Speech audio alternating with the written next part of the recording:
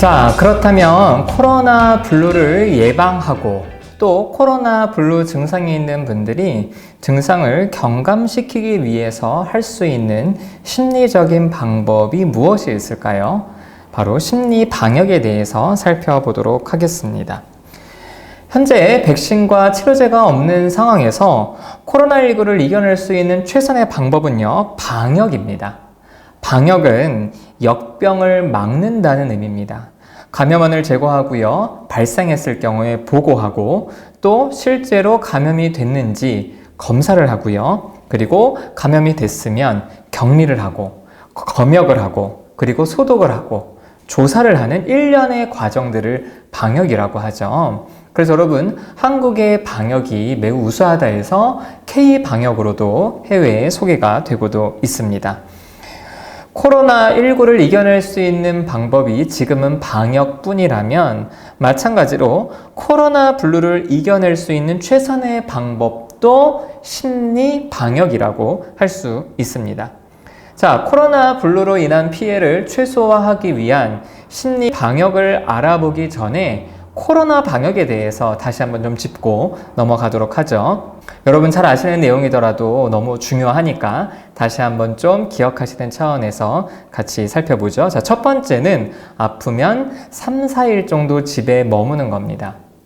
내가 지금 아픈 것이 며칠 동안 좀 무리를 했기 때문에, 그리고 단순 감기이기 때문에 나는 괜찮아 라고는 생각이 드시더라도요, 혹시 다른 사람들이 혹시 이것에 걱정을 할 수 있기 때문에, 그리고 또 여러분도 코로나19가 아니라는 생각을 확실하게 하시더라도 여러분도 언제 어디서 감염될 가능성이 있기 때문에 몸이 아프시다면 3, 4일 동안 집에 머무는 것이 굉장히 중요한 첫 번째 수칙입니다. 그리고 두 번째 수칙은요, 사람과 두 팔 간격 정도, 2m 정도 거리를 두는 것을 원칙으로 하죠. 쉽게 말해서 우리가 비말을 통해서 감염될 수 있기 때문에, 물론 우리의 비말이 마스크를 쓰지 않았을 경우에는 2m가 훨씬 넘게 움직인다고 하는데, 그래도 우리가 어쨌든 마스크를 쓰기 때문에 사람들과의 거리를 어느 정도 유지하는 것은 우리가 서로를 감염시키지 않을 수 있는 굉장히 중요한 수칙입니다. 자, 세 번째로는요, 30초 동안 흐르는 물에 손을 깨끗이 씻는 겁니다. 우리가 이 손 씻기만으로도 상당 부분 우리가 어디에 어떤 접촉을 했을 때 우리 손에 묻었을지도 모르는 그런 감염원을 제거할 수도 있다고 합니다. 그리고 재채기가 나거나 기침이 나실 때에는 옷 소매, 물론 마스크를 쓰고 계신다고 하더라도 이 마스크 종류에 따라서는 비말이 마스크를 통과할 수 있다고도 하시니까요, 내 옷 소매에 기침을 하는 것이 세 번째 방역 수칙이고요. 그리고 네 번째 방역 수칙은 매일 2회 이상 여러분 창문을 열어서 환기를 시키는 것이 중요합니다.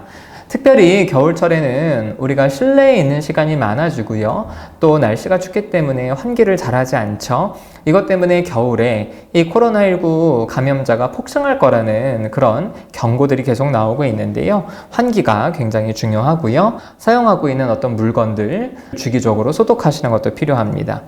자, 그리고 다섯 번째는 원래 방역 수칙 다섯 번째는 여러분 거리는 멀어져도 마음은 가까이 이렇게 되어 있습니다. 근데 이걸 우리가 심리 방역 수칙에서 살펴볼 거라서요, 저는 다섯 번째 우리가 잘하고 있는 마스크 착용을 넣었습니다. 이제는 마스크를 착용하지 않으면 과태료를 이제 물 수 있는 그런 법과 제도들이 시작되고 있습니다. 그래서 여러분 마스크 착용 잊지 마시고요, 우리가 이렇게 꼭 지켜야 될 기본적인 방역 수칙, 이거 꼭 지키셔야 됩니다. 자, 이러한 방역 수칙 어떻게 보면요, 많은 사람들이 에이 그거 대단한 거 없잖아, 야 그거 한다고 코로나 예방되겠어? 사실 많은 사람들이요, 대단할 것 없다고 무시합니다. 근데 여러분, 대단할 것 없다고 무시하면 대단히 큰 문제가 발생합니다. 그래서 제가 처음에 이 방역 수칙 나왔을 때 저도 좀 사실은 무시했어요. 그냥 가볍게 하면 되는 것들이네, 이렇게 가볍게 생각하니까 지킬 때는 지키더라도 지키지 않을 때는 별일 있겠어? 나 마스크는 안 써도, 혹은 코는 안 가려도 턱만 가리면 되지, 이렇게 생각하시는 분들도 계십니다. 왜냐하면 이 방역 수칙이 뭔가 획기적이고 대단하고 특별하게 보이지 않기 때문이죠. 하지만 이것이 대단하지 않다고 하더라도 여러분의 스스로를 위해서 또 여러분의 공동체를 위해서 방역 수칙을 지키는 것은 굉장히 중요한 일입니다. 대단할 것 없다고 무시하시면 대단히 큰일이 발생하는데요. 우리나라는 타인에게 피해를 줄까봐 그런 어떤 걱정들이 굉장히 크기 때문에 이 방역 수칙을 비교적 잘 지키시는 편이죠. 하지만 개인주의 문화인 미국과 유럽에서는 이 방역 수칙을 무시하는 사람들이 많아서요, 이 확진자가 급증하고 있습니다. 그래서 여러분 화면 보시면 미디어가 바이러스다, 그리고 내 몸은 내가 선택한다. 쉽게 말해서 사람들이 마스크 쓰지 않고 내 자유를 제한하지 말아라. 왜 국민을 통제하느냐?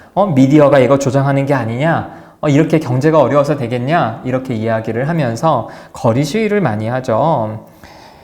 그래서 이것 때문에 유럽과 미국에서의 확진자가 급증하고 있는데요. 미국에서는 8만 명, 9만 명, 하루에 확진자가 10만 명을 넘어설 정도고, 유럽에서도 하루에 몇만 명의 확진자들이 나오고 있는 상황입니다. 그런데 왜 이렇게 유럽과 미국에서는 확진자가 급증할까요? 사실은 대단할 것 없는 방역 수칙을 지키지 않았기 때문에 이런 엄청난 결과가 초래되는 겁니다. 여러분, 심리 방역도 마찬가지입니다.